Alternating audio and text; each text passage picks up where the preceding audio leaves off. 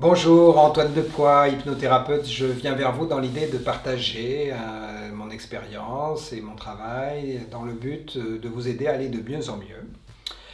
Donc, je vous mettrai aussi en ligne mon blog que je suis en train d'alimenter de plus en plus sur un descriptif de tout ce que je peux observer, ressentir par rapport à mon activité.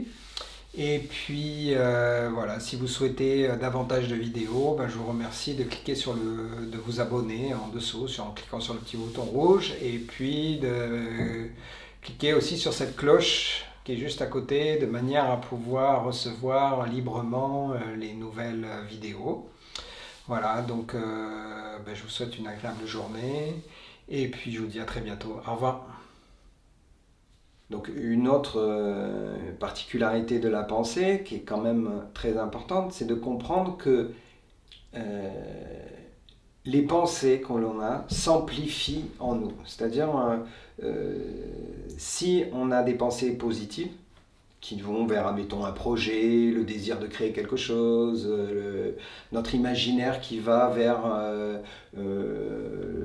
la volonté de construire quelque chose en nous, admettons l'idée de partir en vacances, c'est peut-être une idée très positive, et de dire voilà, forcément cette idée va s'amplifier en nous. C'est-à-dire, quand je dis amplifier en nous, ça veut dire que ça va nous prendre une dimension qui va nous créer des émotions, des sensations, des perceptions, et qui va nous donner une sensation de bien-être bien avant que le projet se mette en place. Ouais. Et donc, l'idée même va créer, va s'amplifier.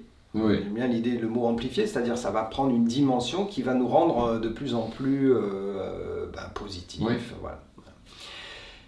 Ce qui est intéressant de savoir, c'est que c'est la même chose dans le négatif. Alors, donc dans le négatif, c'est-à-dire que si, admettons, nos pensées s'orientent, admettons, on peut dire, vers quelque chose de négatif, donc on peut imaginer une peur, admettons, ouais. D'accord. Donc admettons, on peut prendre n'importe quelle peur, admettons, on va dire la peur de l'enfermement, voilà. Admettons, ouais. Donc plus on va penser à cette peur, plus ça va s'amplifier en nous. Et donc ça fonctionne, la loi marche exactement de la même manière. C'est-à-dire, cette peur-là, elle va s'amplifier de manière, avec sa négativité en nous, et en fait on va se retrouver totalement bloqué dans des situations qui sont forcément de plus en plus importante. Donc ça peut créer, pour la peur de l'enfermement, ça peut créer la peur de prendre le métro, ensuite la peur de prendre l'ascenseur, ensuite la peur de prendre l'avion, ensuite la peur de prendre la voiture, et c'est infini. Parce que bien sûr, on est entouré sur un champ illimité de possibilités, et donc les manifestations sont totalement infinies, et bien entendu, il faut absolument travailler sur soi de manière à se nettoyer de ses propres blocages, et de prendre conscience de ces mécanismes.